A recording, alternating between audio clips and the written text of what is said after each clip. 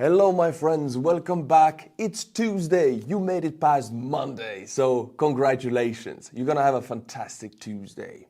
Much like these babushkas in Kharkiv, this is a Ukrainian Kharkiv missiled every day by the Russians, S-300, and they don't care. They're still partying like there's no tomorrow. You ain't gonna break this spirit, baby. Yeah, look at this. Yeah, love it. This is what I mean when I say you're gonna have a great Tuesday. I mean, if the day begins like this, nothing can go wrong. I love the fact that Ukrainians still party because you have to. You have to remain human. You have to be able to enjoy your day even during wartime. And I know this because when I go to Kiev, I see it. Ukrainian spirit has not been broken. It is vibrant and it is alive. My friends, now we have an official Ukrainian Air Force report of shooting down 2 Russian planes, extremely valuable planes. Before it was only a rumor, now Ukrainians have published information and data indicating that they truly shot it down. We're talking about the Ilyushin 22M and the A50 AWACS plane. A50 costing up to 300 million USD, being a command post up in the air. And it is rumored Russia only has about 4 to 8 of these planes, and now about 4 of them maximum are airworthy. So incredibly huge loss for them.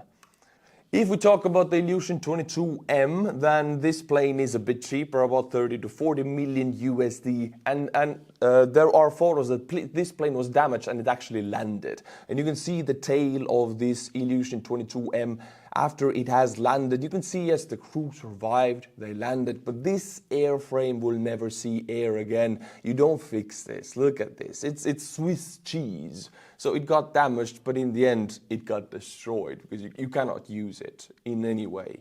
Russian side was very suspiciously quiet while the Ukrainians claimed they shot down one of the most valuable Russian air assets. Now the Russians are not quiet anymore. Now they suddenly claim that this was a friendly fire incident. Since they cannot claim that it was not shot down, they cannot hide the evidence. Now they have to choose the lesser of the 2 evils, which saves more face. And a friendly fire incident for our Russian Ministry of Defense saves more face than the fact that Ukrainians shot down their most valuable plane. So they go with the fact that it was a blue-on-blue incident and we ourselves shot down our most valuable air asset. That's acceptable for them.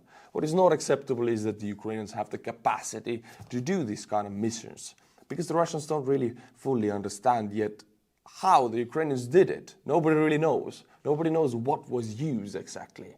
But yes, the official Russian version is that it was a blue-on-blue incident, which in my eyes still is incredibly bad. But I guess, yes, it is a little bit better than the fact that Ukrainians actually shot it down. In this video, my friends, you can see what's left of the crew of the A50. They are scattered all over the fields and they're frozen. As you can see, they're frozen, they're not moving. So I guess they're knocked out cold, as we say on this channel. Well, a part of that crew was this guy. This guy is not just a guy, a very special guy. Deputy Commander of Long-Range Aviation of the Russian Air Force was killed when Ukraine downed the enemy's A50 reconnaissance plane over Azov Sea. He is a Lieutenant General Oleg Pchela, Commander of the Long-Range Aviation of the Russian Air Force. Look at this puppy. He's not very much puppy anymore because he's knocked out cold in the field, frozen.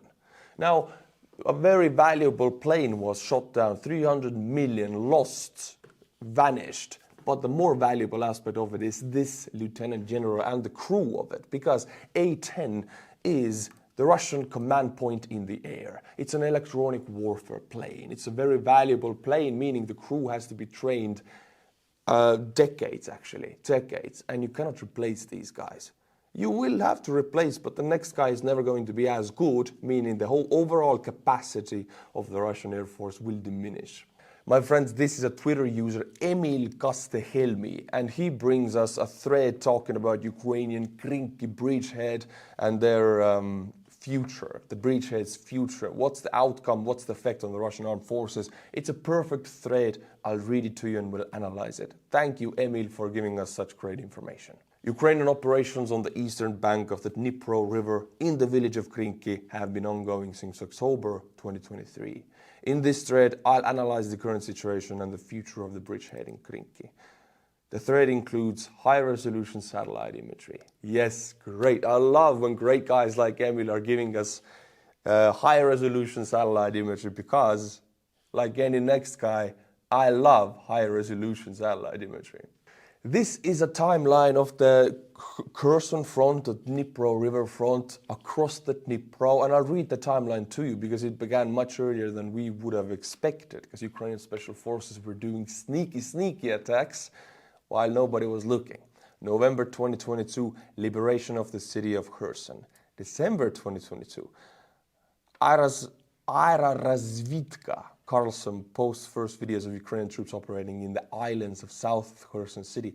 You can see these islands right here, the Delta Islands of Dnipro River. Ukrainian special forces were incredibly active in this part, especially the Alpha group of SBU, the same group I provided drones through your help to, and they're incredibly effective with those drones.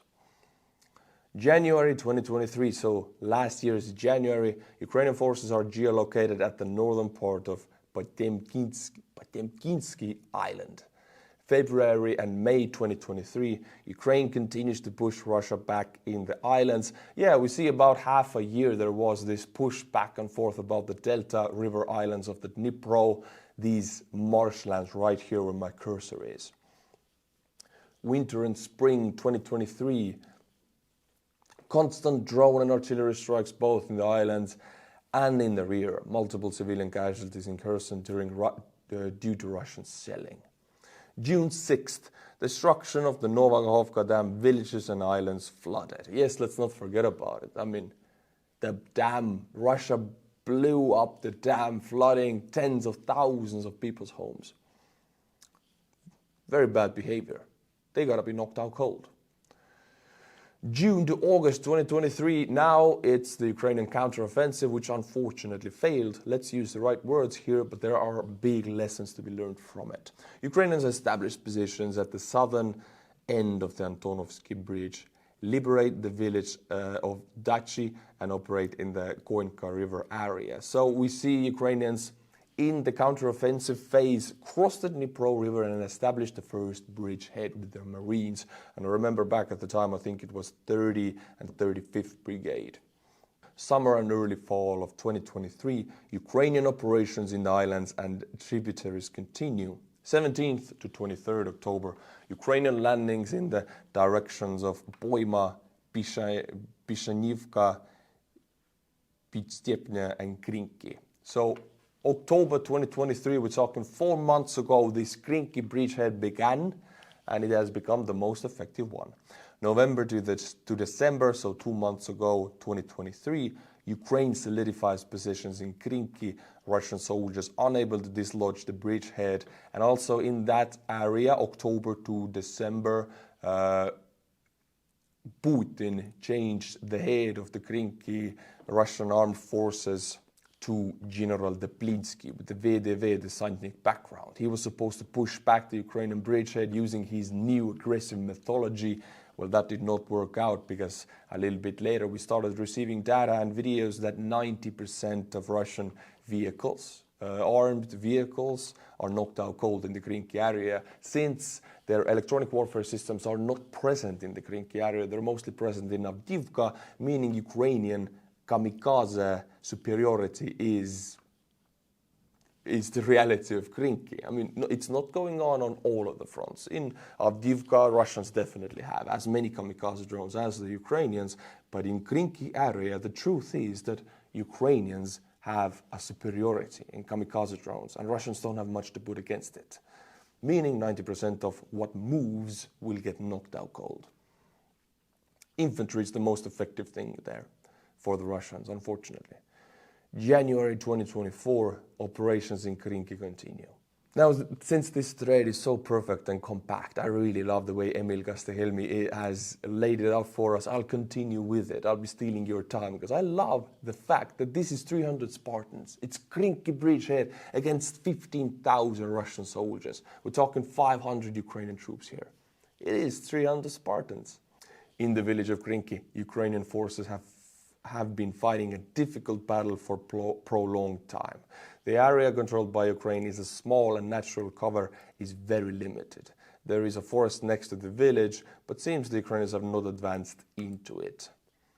We can see Ukrainians control only a part of the Kinki village. The bigger part of the village is controlled by Russians. Ukrainians are not actively gaining or pushing right now. Their only goal in this area is to keep this small bridgehead and to force the Russians to send insane amount of resources, military resources, into this front to push out this small bridgehead, which they're not able to do. So it takes Russian attention away from other fronts. Extremely big strategic win for the Ukrainians. It's not about liberating land in this area. It's grabbing Russian attention and the initiative away from other fronts. Also, let's look at the map for a moment. This is the Kinki small bridgehead. South of it is big forest. And this road right here, road M14 is the main Russian logistics road, which forces Russian army actually to send military resources into the area, because if they don't push back this Kinki bridgehead, Ukrainians will advance south and will cut off this road, which is deadly for the Russian logistics in the area. So for the Russians, stakes are extremely high. They have no option then to push with everything and try to eliminate this bridgehead, meaning they're right into Ukrainian killing fields of kamikaze drones. Russians have been using artillery, rocket launcher systems and aerial bombs against Ukrainian positions in the village. The infrastructure has suffered significant damage and the ground is full of craters. We can see an example of that in this picture. The large aerial bomb craters may act as an indicator of the width of the permanent Ukrainian presence in the village. They are found along a distance of about 2.4 kilometers, 2,400 meters, mostly near the first row of houses. This actually gives us an indication how narrow the Ukrainian controlled area is. First row of houses, it's one street only, it's not a huge bridgehead, it's 500 men in an extremely small area surrounded by Russians, 10,000 plus Russians. But what the Ukrainians have, as I said, kamikaze superiority, which is one of the most important things in this war right now, in this day. As we can see from this photo, a very interesting factor, the river banks have also been actively bombed and the craters quickly filled with water. The main supply route is most likely the Kinki River, where Russia, of course, tries to monitor all larger Ukrainian movements and prevents logistics from working. Also, Russians do have some drones present in the area, and there are videos of Russian drones destroying Ukrainian logistics boats in Kinki River. So it's not all rosy. Ukrainians do carry heavy losses in the area because they're surrounded from three sides, and the only logistics works with boats over the river, and there are Russian drones above. Ukrainians have more drones, but Russian drones, the few that are flying, can do a lot of damage, and they do. I've seen the videos. The entire village is not under Ukrainian control. At the moment, it seems that Ukraine is largely focused on holding on what it has achieved, instead of attempting to gain full control. Ukrainian officials have also recognized the difficulties of the operation. And here, I want to give credit to the armed forces of Ukraine. See, the Russian army takes political orders from Putin, meaning if Kinki, let's say it's Avdiivka, similar situation. Putin's political order, like in Bakhmut and in Avdiivka, is take the settlement with all means, no matter how many losses you carry. Ukrainians could have the same attitude towards Kinki. Take the settlement, no matter how many losses we need this bridgehead. But no, they see that pushing forward is not going to give them anything, because Russians are already bloodying themselves against the Kinki walls. So Ukrainians are content in holding what they hold in Kinki and using that to take away Russian initiative from other fronts. There is no political order to capture all of Kinki. There is no political order to recapture Bakhmut. And there is no political order to hold Avdiivka until the very last man. They will pull out if the time is right.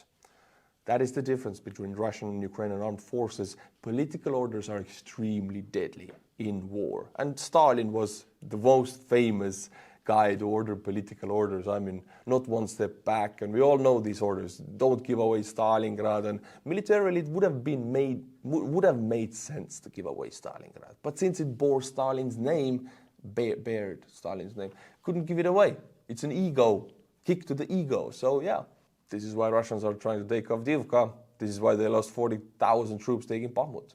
Now, my friends, one of my favorite topics throughout these videos actually lately, I'll watch this video with you and remember when Russia and Putin was playing all out, gambled with their gas and energy weapon with Europe. 2022, we were all afraid of the winter in Europe. We will freeze. They will freeze, the Russians said. We will turn off the gas and Europe will freeze. Let's remind what they said. Now Europe, which is puzzling on how not to freeze in the coming winter, the icy breath of the energy crisis is already being felt.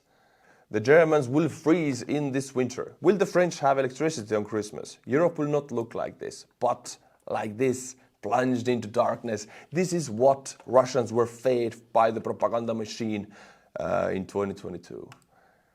How Russia is freezing in reality while Europe is freezing on TV.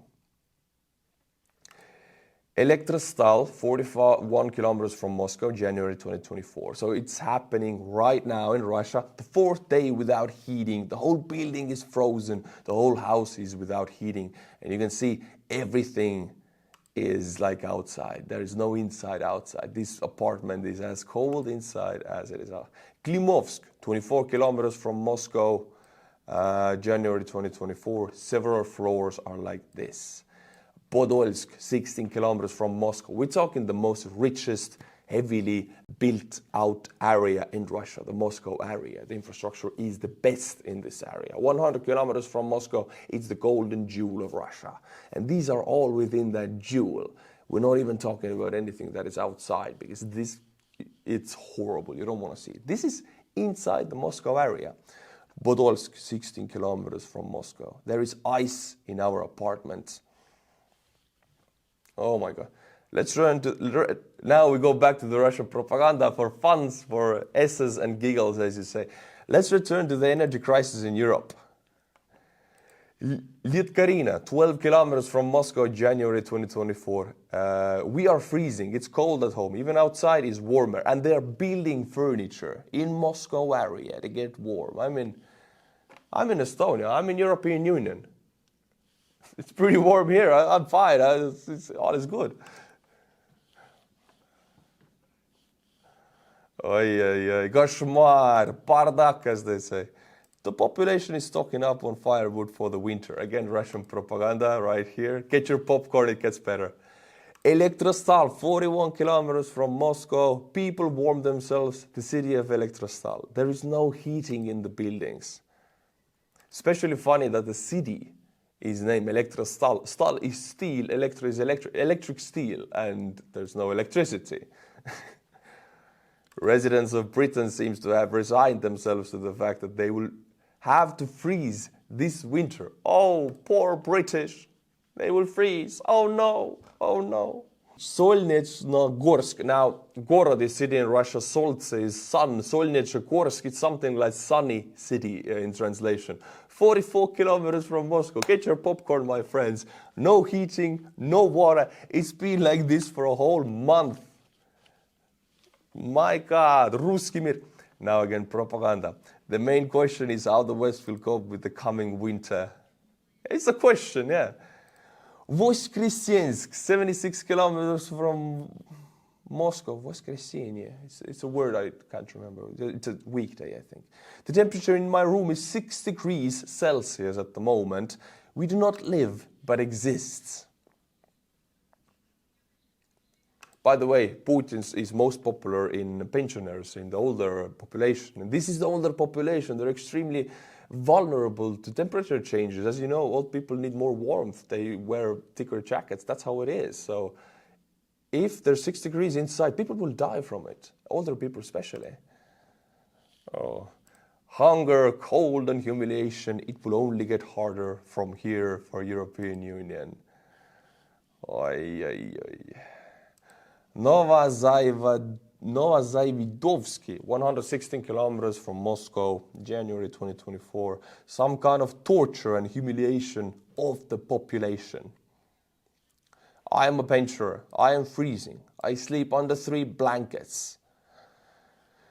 Selyadino, 32 kilometers from Moscow. We are freezing. They are yelling. We are freezing. We are freezing. Help us, help us. This is Moscow, this is Ruski Mir, and this is the best, well-built part of Russia. You don't want to go outside of that. People, there are corpses on the fields. And just to open up the scale of things, this is far east. It's Magadan, the city of Magadan in Siberia. This is a thermal coal power plant. As you can see, the pipes burst. And these plants give heating and warm water to tens of thousands of people. This plant is out, tens of thousands of people are in minus 30 Celsius cold, which is deadly. It is, there will be casualties. There already are. Russia doesn't report them, but this equals big casualties in Russia due to freezing. And again, very quickly to sum up this topic, a woman comes home to her panelka, sees there's some hot water coming from inside the apartment building downstairs. What's up? Probably water pipe has burst because this water is warm and steaming, comes from the pipes, should go to the apartments, now it's just on the floor. She wants to go to her home, opens the door, and bada boom, it's Titanic, full Russian Titanic, water everywhere, save yourself, Jack. This woman should find a door and climb on it to save herself. Jack will drown, nothing to do about that. She will, look at this, full Titanic, full flooding. I feel bad for these Russian people, I feel bad, but we cannot help them. They can help themselves, only they can bring down Putin. If we bring down Putin, we will always be the aggressors who took their leaders away from them. If they bring down Putin, they are responsible for the mess they create. We have not had any Russian protests since actually 2022 fall, when the partial mobilization was declared, because Putin is very strongly pushing every kind of protest down. But now, after 7-8 months, we have the biggest Russian protest, which is still very small for Russia, but 5,000 people are protesting outside the courthouse in Russia, Russian-occupied Republic of Bashkortostan. Bashkortostan, I'm sorry if I say this name wrong. These are not Russian people. These are very different ethnicities, different tribes, different language, different culture, different history. They're occupied by Russia. Where Fail Alsinov, his name is Fail, but it's Fail, I think, is on trial for promoting the Bashkir language and culture. He's also against Russia's invasion of Ukraine. That's the guy. Hey, looks good-looking guy. In December 2022, Fail Alsinov called Russia's mobilization of the occupied republic's residents for the invasion of Ukraine genocide of the Bashkir people. And he is right. Putin is Russianizing Russia by sending non-Russian minorities, ethnic minorities, to war to die as meat for the Moscow and Petersburg Russians. So this is Putin's way to clear the prisons out of prisoners and to clear Russia out of non-Russians. It is an ethnic genocide.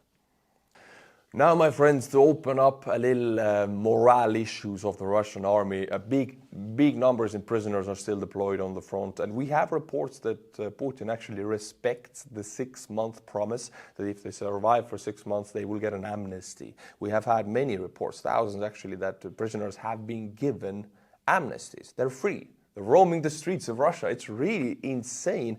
These people have killed, murdered, stole, raped. Like, I cannot say these words because it's YouTube, but they're free. And they come from a war zone. And they're in Russia. Imagine that. Your children go to school and these guys are roaming the streets. Anyway, in this video you can see Russian commanders, they beat up some recruited inmates. So in response, the convicts tied up the commanders and beat them up. This is the last video of the criminals holding a meeting as Russian soldiers are trying to break through with machine guns. All contact has been lost with them. So soldiers are trying to free their commanders who are being taken captive by the prisoners who beat them up, and now the soldiers are using weapons. This is full blue on blue. I mean, they're massacring each other here. Ukrainian Air Force shared us the data that they have from Russia, that Russians right now, as we speak, are able to produce 350, around that number, Shahed drones in Russia, in Russian facilities in Russia. They're importing a lot of them, thousands from Iran, but 350 every month they can produce and send to Ukraine. And we know that they immediately sent them. As they come off the production facilities from the belts, they immediately go to the skies and attack Ukrainian cities. So unfortunately, Russia has been effective and succeeded in setting up this logistics for supplying the factories that produce these drones. 350 Shahed drones is very deadly. These drones are very deadly. It's such a blessing that they are loud and slow and they're easy to shoot down. But if they hit, it's a disaster. Now, my friends, I'll jump away from Ukraine for a moment because Houthi rebels have actually shot a missile to United States cargo ship. And usually United States shoots down these missiles, but in this case, the cargo ship took the hit. So Houthi rebel missile hit a United States cargo ship. And this is after United States, Canada, Great Britain and France bombarded the hell out of Houthi positions in Yemen. So this is Houthi response that we don't care that you bomb us, we still attack your ships. So now we might see and expect an escalation from the United States and the coalition part in the Red Sea. And if we see that, I mean, they bombarded very heavily last time. I don't know what the escalation is. I don't think there's ever going to be an invasion, but there's going to be a crazy bombardment campaign, I think. This is what I expect. My friends, now my favorite part of the video, and I know you've been waiting for it. Do you have your popcorn? Do you have your ears ready? Because I'll be reading you today 4 Patreon names, because we have only 4 new ones, with my Estonian pronunciation. They're all sergeants of Artur's army. Patreon link in the description below. Gert, Gregory, Ernest, Siim, Pihlak. Come on, Gregory, Gert and Siim, all Estonian names. I mean, they're international names, but we have these names very common in Estonia, so hey, Estonians here.